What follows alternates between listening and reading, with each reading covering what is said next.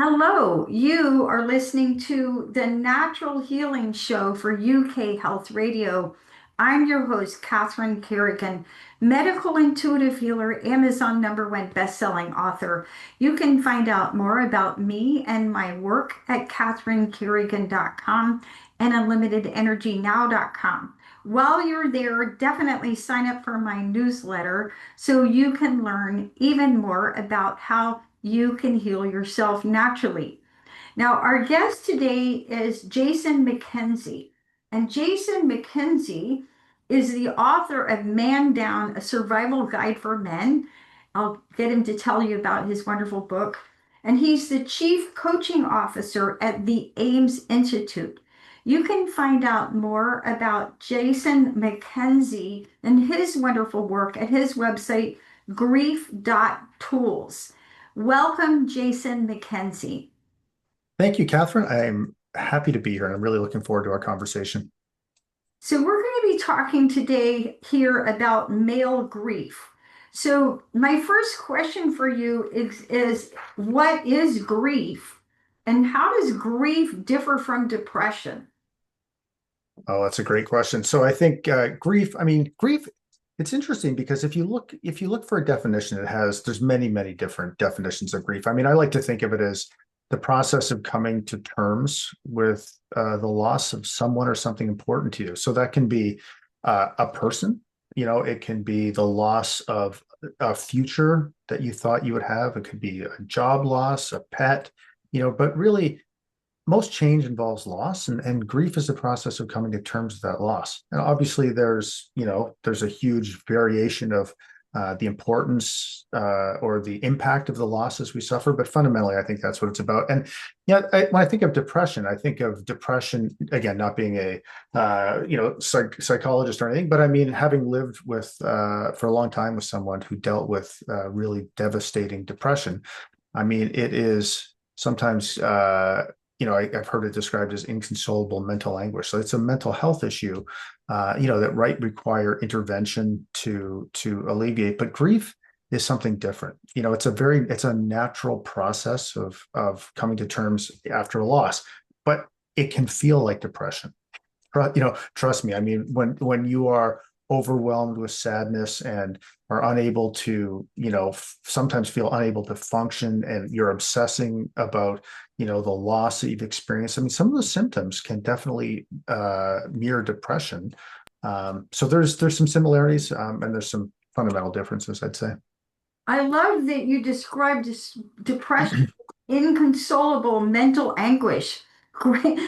That's a great definition. Thank you. Now, you are the author. Will you share for our audience about your book? What is the full title of your book and what is your book about? Yeah, so the book's called Man Down, a survival guide for men for the days, weeks, and months following a devastating loss. And the reason I wanted to write the book is because I wanted to write something that was, well, let me back up and just say, I wanted to write something for men. And my avatar that I was imagined was I wanted to write it for, say, a truck driver who has never even thought about these concepts, somebody like that who could pick it up and get something out of it. So I tried to make the language really simple and approachable, and something that would resonate with men. But I mean, fundamentally, it's about what to expect after a devastating loss, and it's really about what happens to your body, the unbelievably powerful urge to escape and to distract yourself, the ways that it can cause you to act out, all of those types of things, the instances of being triggered, for example, when a memory comes up, and what are some things to think of, and like some ways to think about it and things to do. I think fundamentally it's trying to get men and the people who love them to understand what they are going through, what they are experiencing, and what to expect. So they are not as blindsided as probably I was the first time I suffered a devastating loss, because I didn't know a thing about grief. Okay, fantastic. Now, I love that you mentioned that your book, Man Down, talks about how grief affects our physical body. Now, here we are at the Natural Healing Show for UK Health Radio. So we look at a person as a whole, mind, body, and spirit. And my understanding, every emotion affects particular organs in your body and particular acupuncture meridians. And my understanding from 32 years as an experience in natural healing is that grief really affects our lungs. You Hmm. are a grief expert and chief coaching officer at the Ames Institute. How do you think that a grief affects our physical body? Like, what can we expect? Hmm. Great question, Catherine. And I think I'm really glad you brought that up because I think that if you're anything like me, and I think this is because in Western society we have such a lack of understanding about grief. We don't talk about it. We don't, we try to avoid it, etc. We don't understand it, and I think what people need to understand is that it is a complete whole body experience. And it will cause you to feel exhausted. It will cause you to feel so overwhelmed that you feel like your system is shutting down. It causes physical discomfort, pain in your body. And I think what we often try to do is we often try to intellectualize ourselves through grief. And I think that learning to honor what is happening in our bodies is a hugely critical step, or not only being able to heal and not only being able to sit with some of the extreme discomfort that grief can contribute to, let's say, but I also think that it's crucial for allowing ourselves to learn how to let the emotions we are experiencing move through our body rather than being trapped in this cycle of like constant, trigger like discomfort, managing the discomfort till we can't take it anymore, and then just the cycle repeating over and over. So it is 100% a full body experience, and I think that's what people, especially after some time passes from the loss. So at the beginning, in the immediate aftermath, say of a really devastating loss, it's obvious that what you're experiencing is related to the loss. It's obvious that the pain is related to the loss. As more time passes, though, it becomes less obvious that so like my daughter passed away just over 2.5 years ago. And so it can be not as obvious if when I start feeling like some really intense sensations in my body that it's necessarily related to her loss. It takes some being present with it to realize, no, this is grief. This is what's showing up here. So yeah, I mean that was a long answer to it, but to say is that it is a full body experience, and we ignore what's happening with our bodies at our peril. Great answer. Now, you specialize in grief for men. What's one hard truth about male grief that most people aren't ready to hear but need to understand? I think that it is that we lock our emotions down because it's the only way that we know how to deal with them, and it is destructive beyond belief. So, if I look at myself, and I lost my first wife to suicide, and I at that time I didn't know what grief was. I actually thought grief was something that weak people did while strong people took care of the things that needed to be taken care of. Because I mean, the reality is, when you lose someone you love, the world keeps turning and there's things that still have to get done. And so my belief system, I don't even know honestly, I don't even know where I got this idea, but it was, well, I'm going to close that chapter of my life and I'm going to move on and I'm going to take care of business and I'm going to build a great new life.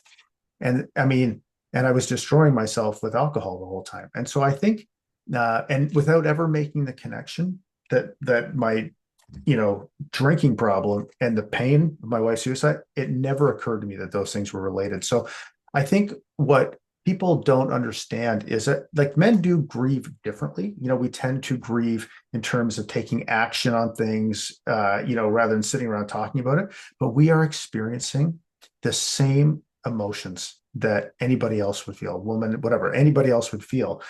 We're just generally less equipped to understand them, be able to sit with them and process them. So what we do is we try to avoid them, and all the ways we try to avoid them are destructive. They just make a bad situation or a hard situation even worse than it already is. Great information. Now, as a medical intuitive healer with 30 years of experience in natural healing. I have both male and female clients. So I work with men from all over the world. And my understanding is that men will only reveal themselves under two conditions. Number one, with people who cannot hurt them. Mm, So this is why you can see big, strong guys and they're so tender and emotional with little animals and children. mm, And number two, to people who will not hurt them. And mm. so men and women, but especially men, need to feel very safe in order to reveal themselves and reveal the full depth of their emotions.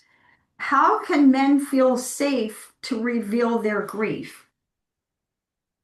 I think that's a great question. And I mean, I think it fundamentally comes down to, um, you know, learning how to.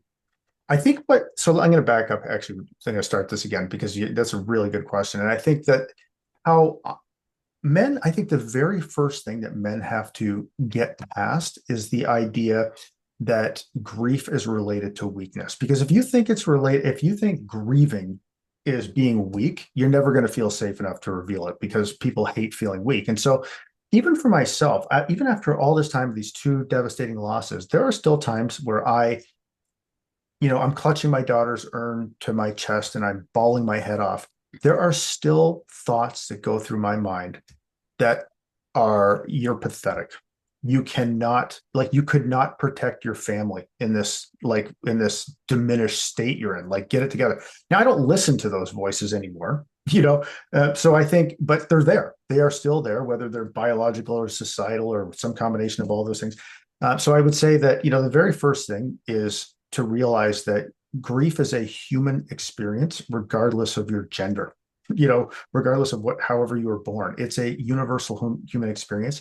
And expressing it does not make you weak. It actually creates the opportunity for you to heal and for other people to support you and to be stronger together. So, I mean, I think that's the first thing. I think the second thing is that, there are people that are in very different stages of their relationship when they suffer a loss. So, my guidance is always to, even before you lose someone, is to find a band of brothers that you can lean on. I did not have that after my first wife died, and I suffered for it. My daughter died. I mean, one of the businesses we do is we run a coaching program for dads who own businesses. And so part of that, my business partners there, they are all smart, emotionally intelligent, caring, curious, empathetic men. And so having those people in my life has been a game changer for me to be able to lean into. So, my encouragement is to, if you have a group of guys that have been your friends, and basically what you do is you talk about sports, make fun of each other, and drink beer together. That's great. That's fine. Everybody loves doing that. But if you don't have anybody that you can talk deeply about each other's human experience, you're going to find that if you do suffer, a huge loss, they're not going to be able to talk to you about it. So it's really, I think, leaning into and actively seeking out, whether it's at a church or community group or online, a group of men. There's groups online called like Grieving Fathers, and there's all kinds of good stuff. But finding a band of brothers that you can open up and be safe with, I think, is huge too. And that takes some initiative and being proactive. But if you don't have that, you're going to just keep it inside and you're going to suffer immensely because of it. So follow-up question, how can men feel strong enough to process their emotions? Yeah. Well, I don't think it is. So I think first of all, not looking at it in terms of strength is probably the first step, because I don't look at it like that, because there's lots of times I don't feel strong at all. But I think that, so the way I think about this is, and actually I'll tell you a quick story because this was hugely impactful for me. So I was in the jungles after a few months after my daughter died, I was in the jungles of Costa Rica at a healing retreat. It was partially guided psychedelic experiences. We did like sweat lodges, like it was the whole thing. And it was really impactful for me. But one of the most impactful moments was going into a sweat lodge with, by the way, I don't know if you've ever done one, but they are wild. And like, because I go to the sauna every morning, a sweat lodge is like a nuclear sauna almost. But the shaman said something that I think was really impactful. And he said, the purpose, he was explaining the purpose of the ceremony. And he said, in this part of the world, the jaguar is the apex predator. So when the jaguar is walking through the jungle and it sees something, threatening or unknown or uncertain, it doesn't run. It turns and faces it. And Mm. he said, so when you go into this ceremony, the sweat lodge ceremony, you are going to be like the ceremony will show you what you need to see, and you'll have a choice. For many of you, it's going to be extremely uncomfortable, like whatever trauma or whatever comes up for you. You have two choices. You are free to leave at any time you want, and no one's going to judge you for it. However, my encouragement would be when that happens to you, is to be the jaguar and face it. And I'm telling that story because that gave me so much, it stiffened my spine in a way where I tell myself now, when these emotions come up, that they can be so uncomfortable. And I tell myself to be the jaguar and face it. Mm. And, because what I used to tell myself is, Jason, you got to let yourself experience it. And it felt so passive to me. I did just as me personally, and I didn't like it. But the idea of facing it, even though I'm literally not doing anything else different, it feels more empowering to me. And so I think that, I guess the message for men out there and for the people that love them is the only way to process the incredibly difficult thoughts and emotions related to losing someone important to you is to face them.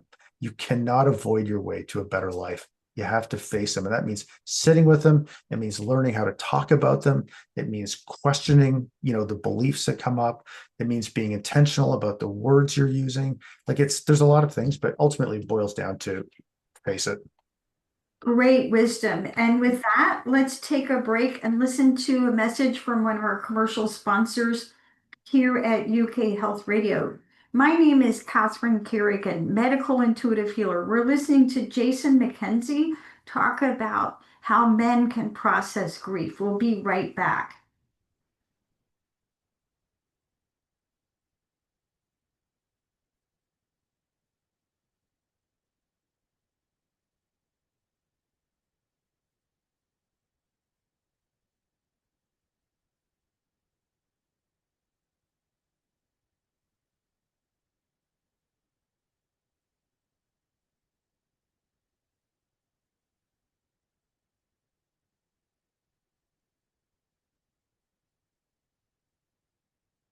Jason MacKenzie, author of Man Down, a survival guide for men. So, what are the things we know as humans? So, if I get a cold, I know it's going to take 7 days or a week, whichever comes faster, right? But I'm sure one question that you must get as a grief counselor is how long does it actually take to get over grief? What is your experience and what does the statistics show? Yeah. Well, I mean, I think first of all, you don't get over grief, right? It's something you carry with you. And I think that's one of the hardest things for people to understand, especially for men who are oriented towards action and fixing things, because grief is not fixable. You can do lots of things to make it worse, but you can't, it's not really something that's fixable. It's really a process of navigating the journey. And there is no end point. Like I will be grieving my daughter for the rest of my life. Now it will change over time, and it already has changed over time. But I think one of the things that's incredibly difficult and sometimes frustrating about grief is that number one, it goes on forever, and number two, it's completely unpredictable.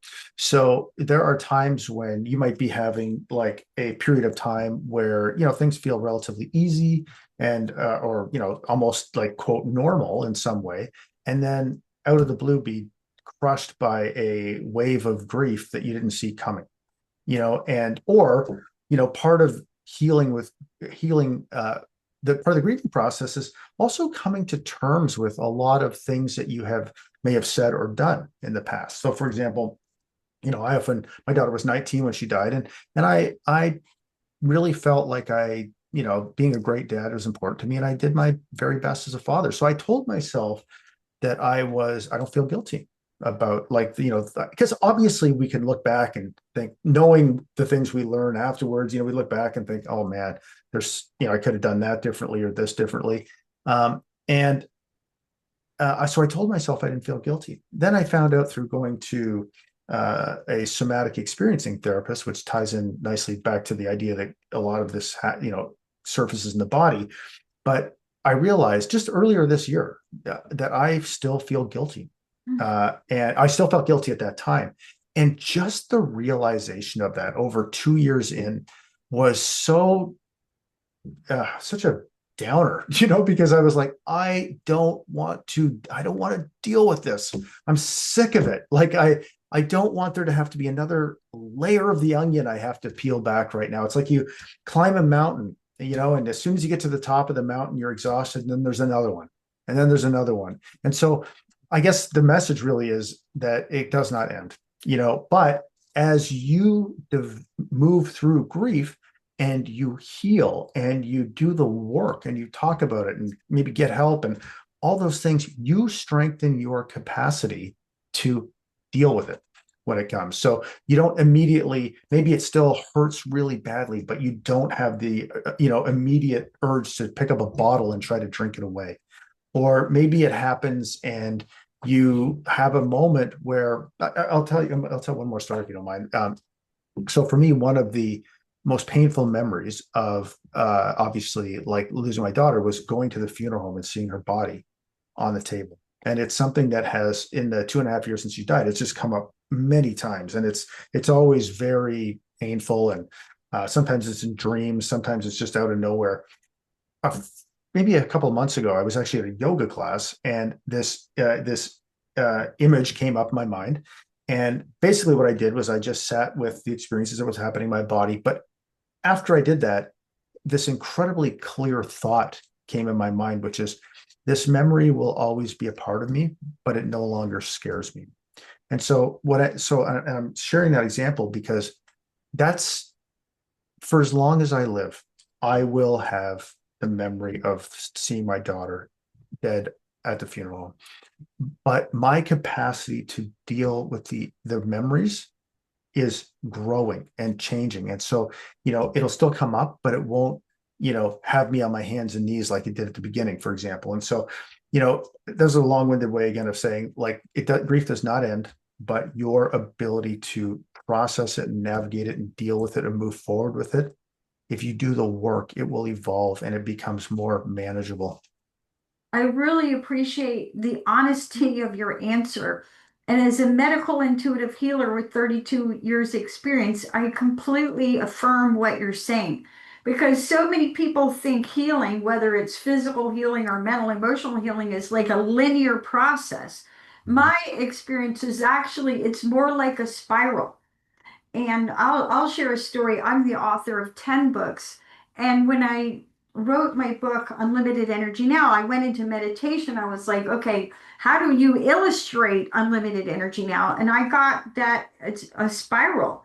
And everything that's alive moves in a spiral. The cell, the galaxies, a sunflower, and everything alive moves in a clockwise fashion in a spiral.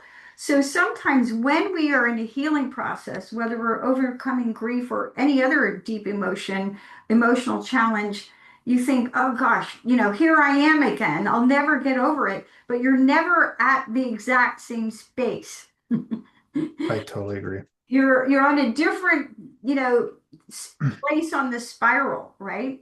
And so having that compassion for yourself, I think is really important, is to understand that it's not linear. It's not a one and done, right? Now, Yeah, I totally agree. Can I just something I want to add there too is I think that the way that we talk about that, I think, is crucial as it relates to healing, because what people will do, I've heard this many, many times, is because people, they think of it that it's supposed to be a linear process. What they'll say is, oh, I feel like I took, two steps forward, then I took a step back because I had a difficult day. And that's not the way to think about it, because to your point, it's a spiral. There is no, like, there's like a difficult day is not a step back. It's part of the process. Just like a difficult day is not a bad day. Because if you start describing them as good and bad days, what happens is you're going to be more tempted to want to avoid the bad days. Some days are easier, some days are more difficult, and every one of them is part of the process to rebuilding, a new version of your life. Yes. And I have another question, and this is about the differences between men and women. Mhm. So again, from my 32 years of experience in natural healing, one of the things that I have learned is that as human beings, we all have fundamental needs. And the definition of a need is that if you don't get a need met, you're off balance and not okay. We all have wants, soul fulfilling, like I want to go to Paris, but I could be okay if I don't go to Paris. But if I don't get my needs met, I'm not okay. And my understanding is that men need their thoughts to be respected, and women need their feelings to be cared about. Okay. Mm. So we're talking about the process of healing from grief. How can men respect their process of healing from grief? How can they enhance and empower their self-respect around having the strength to deal with grief?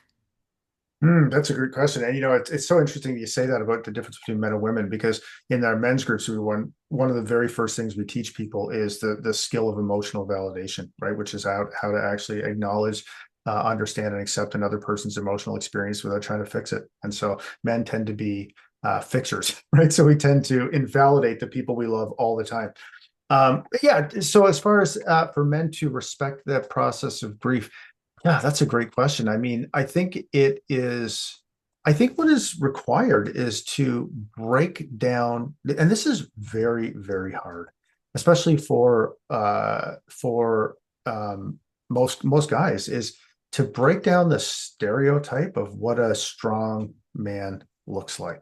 Mhm. Like I always, one of the examples I use is I'll say, if you're grieving, go allow yourself to cry and then go lift a set of heavy weights. You'll see that you don't actually get physically weaker when you do that. You can still lift the same amount. So, but I think part of it is really, and I wrote a book a number of years ago about vulnerability for men and how it makes you a stronger, wiser, and more courageous father. But I think that is that we need to realize that the persona, or like the archetype of like the strong male, it's a straitjacket, and it may have served a purpose at some point, but I think that recognizing that the strongest among us are those who are understand, accept, and can communicate our emotional experience with other people. It's not to pretend we don't have it.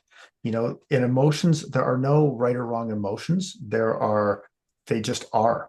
Everything else is a story we make up about them. So I think that it's fundamentally about redefining strength. So the way I think about it is one of the ways that I can respect myself through grieving is, number one, that I stay in alignment as much as possible with the values that I hold dear, right? So, and for me, that is human connection. That is, direct giving to people. It's, continual growth. I mean, I have some core values that are important to me, but the point is that I try to do my very best to make sure that the decisions I am making, even when I'm in the most pain, are in alignment with my values, because it is very, very easy to have grief or some other type of overwhelming pain, to have the way that you deal with that chip away at your moral foundation, let's say, whether it's through, drinking, drugging, porn, whatever it is, and then lying about it because you're ashamed of it. And then all of a sudden you're questioning who you are. I've done all of these things, like, to try. I'm not speaking from, speaking from deep personal experience here. So I think living in alignment with our values is knowing what they are and living in alignment with them to the best of our ability is important. It's also recognizing that there's no such thing as perfection here. Everybody has limits to the amount of pain they can tolerate. So, for example, for myself, you know, after my daughter died, I haven't drank for like 11 years, but after my daughter died, and I also hadn't, smoked any pot or marijuana or whatever. But when my daughter died, I made it about 5 or 6 months. I had a panic attack and I couldn't take it. I was just completely done. I went to the weed shop, bought a few joints and got stoned. And I proceeded to get stoned for quite a lot for a number of months after that. But then I stopped because I thought I can't, this is not serving me. This is not, I know this is not helping me heal. So where with drinking after my wife died, it took me 5 years to see the light. This time it took me a couple of months. And so I don't look at that as a failure. I look at that as me being human and me actually course correcting a lot more quickly than I did the first time. So my point is that there's no such thing as perfection. When you go off the rails or make a poor choice, own it and get back get back moving in the direction you want. That's how you maintain respect, because there are a million ways to cope that will just destroy your self-respect. I really appreciate that you brought up addictions because I think so many of us, when we feel uncomfortable emotions, we turn to drugs, legal and illegal, right? And notice how I said legal and illegal, right? Mhm. So, how do addictions make grief work and we're worse? So we're talking the alcohol, the drugs, legal and illegal. How do all these Mhm. addictions make grief worse? Oh my goodness. Yeah. So I can talk endlessly about this. I'll try not to, but yeah. And again, I'm speaking from personal experience here. So um, they, Gabor Mate, which you may have heard of him. I mean, Canadian doctor I respect a great deal. He works with people dealing with addiction, talks about it a lot, and he always says, when you look at addiction, to heal addiction, you need to look at the pain underneath the addiction. And so when you lose someone or something you love or cherish dearly, it causes incredible pain. And so and addiction is or say drugs, alcohol, whatever, that can easily become addiction, is a way of temporarily changing your state. Just in You're so uncomfortable with the place that you're in. It's physically uncomfortable. You want to tear your skin off sometimes, and you'll do anything just for a moment of reprieve. And what happens is that it works, for a minute. Mhm. And then, but the pain is always there waiting when the distraction wears off. And again, and then sometimes what you do is you do things that you regret. Like you might, again, get drunk and say something horrible or make a fool out of yourself or whatever. Or, you might, do drugs and lie to your spouse about it or whatever. And so now you're not only dealing with the pain, you're dealing with the shame that comes with knowing, like in your heart, knowing what you're doing is hurting yourself and the people that you love the most. Sometimes it can be really hard to see that because the human mind's capacity to rationalize our behavior is almost limitless. So, after my wife died and I drank for 5 years, I could not admit that it was a problem, Mhm. even though in my heart I knew it was a problem. I could not say it out loud. And so what ended up happening was when I finally stopped drinking, almost 5 years after my wife died, I started grieving her death because I never allowed myself to do it. So what I did was I prolonged, I prolonged my healing for so or not prolonged really, but yeah, I guess prolonged. I mean, or, you know, pushed it back, let's say for years without realizing it and robbed myself of the chance to heal and start to live, what feel like a meaningful life is earlier. So it prevents you from doing like the feeling what you need to feel and doing the work to heal, but it also damages the relationships that you need the most when you need them the most. So if you're drinking and acting like a jerk or not being present, maybe your spouse, who you really could lean on, is not going to be there in the same way that he or she might have if you had been open and honest. So it damages relationships, it prolongs suffering, and it causes just any other all the other bad consequences that addiction causes, destruction of your life, work, professionally, friendships. But fundamentally, it just stops you from being able to create the space you need to face it. Great information. And with that, let's take a break and listen to a message from one of our commercial sponsors here at UK Health Radio.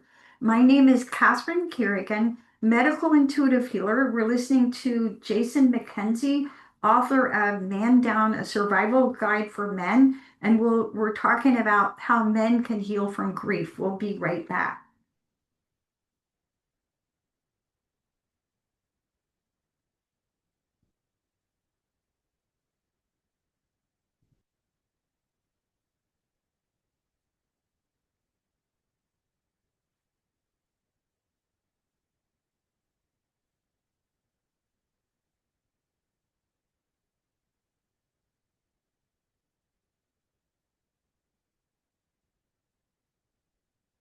So, Jason MacKenzie, you are a grief expert. As you know, many people, many of us, we have friends and loved ones who go through a grieving process. And we on the outside who are connected to our loved ones want to be helpful. What well-meaning actions actually make grief worse? And why do people keep doing them? Oh my goodness. Yes, there's so many things that we can do. I mean, I think one of the things we can do is we tell people that they should get over it, that they should move on, that they're holding on too tight, for example. And our goal is to I've had people say this to me that I love deeply, like I feel like you're stuck in grief, and so I think that their intention is good. And I always try to assume positive intent, like so but yeah, I mean, so that's basically the message though, is you're not grieving properly, Jason, or you need to do this faster. I think we do things where when people are feeling intense emotions and maybe want to talk about it, we try to fix their, just like I was saying earlier, we invalidate them by trying to fix it. We give them unwanted advice. For example, we tell them to, maybe it's not that bad, or, they need to calm down if they're really upset. Like, we do a lot of invalidating things. But I think the most important thing that we do is that increases the pain is nothing.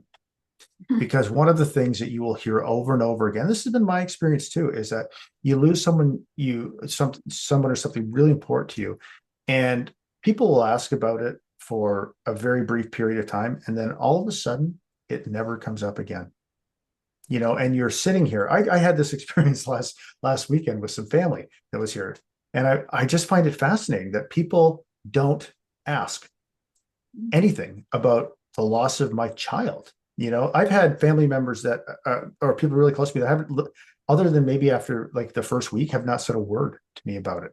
And there's lots of reasons for that. They don't know what to say. They're respecting privacy. They're afraid of making it worse. Maybe they just don't want to know. There's all kinds of different reasons. But to feel like the only way that your, say in my case, my child's name will ever be mentioned again is if I bring it up, is a burden. It feels like a burden. And so I think that, the advice I try to give people is, if you're not sure whether you should ask how someone is doing or not, err on the side of asking. Just ask. Because if I don't feel like talking about it, I'll tell you, but I'll be grateful that you did, so yeah, I mean, there's lots of things, but those are a few that come to mind. Great information. And I'd love to hear from you also about what we, as loved one, as people who love the grieving person, can do to help. My observation, again, 32 years in natural healing, is two things. Number one is to listen, to like literally shut up and Mhm. listen. And then the second is to be with them, companionship, to be present, right? Because so many people think, well, I can't deal with Johnny or Sue because they're in a really bad space.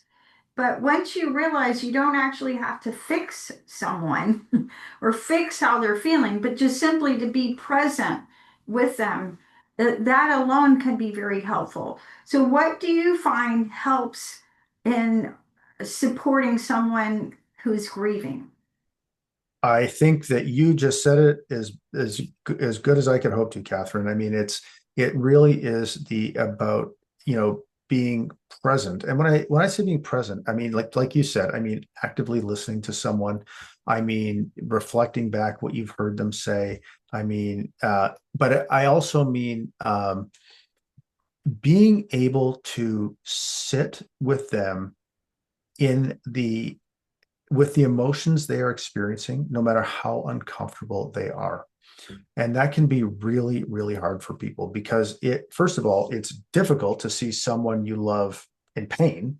Mhm. And a lot of us can, we feel, to your point, we feel this obligation to alleviate that pain in some way, but we don't know how to do it because there is really no real way to do it. I mean, for the most part, I mean, you just need to sit with them. So then what happens is we feel like we're failing them, and it causes this whole cycle of why it becomes easier just not to say anything at all. So I think what you said is perfect. Is you need to listen with them, and you need to be able to sit with the discomfort that they are going through without, you don't have to wear it, you don't have to take it on, you don't have to make it yours, but it's just saying, hey, I see you and I'm here with you, and for as long as it takes. And I think that is such a gift to uh, one another, that we have, and we all have the power to give it more often, whether someone's grieving or not, really. So, Right. Now, how does grief shatter someone's identity and what helps them start putting the pieces back together? mm, yeah, well, so yeah, I mean, we all to get through this world, we all try to make sense of the world that we're living in all the time. And one of the ways that we do that is we have this idea of who we are. So I'll give you an example just from my own personal experience. So I run a group of, as I was saying earlier, of dads who own businesses. So the whole idea here is we teach them skills to help them become better husbands, better fathers, and better business owners. So it's a very like a tightly knit, vulnerable group of men talking about like real life things. So as part of that group, I am one of the leaders of that group. So I really fancied myself like a dad expert, right? And so, guys they come to me for advice and all that. And I think I was honestly bought my own PR a little bit. And then when my daughter died, she died with incredible mental health issues that I could not save her from. And she died drinking and driving and almost killed four other people. And so how do I reconcile that I'm like the greatest dad in the world and this happened? This is how my daughter died. Like those things are not. And so I mean, you want to talk about identity shattering. I mean, it was who am I? Now having said that, I think that there's always gifts in tragedy. Always. Sometimes you have to look for them, and sometimes they are incredibly hard to look for and to find, but they're always there. And sometimes, like often, they take a while for those gifts to be obvious and realized. But for me, one of the gifts that came from it was a huge dose of humility. Is recognizing of, I run a dad group. I'm doing my best as a dad, and my powers to influence the trajectory of other people's lives are incredibly finite.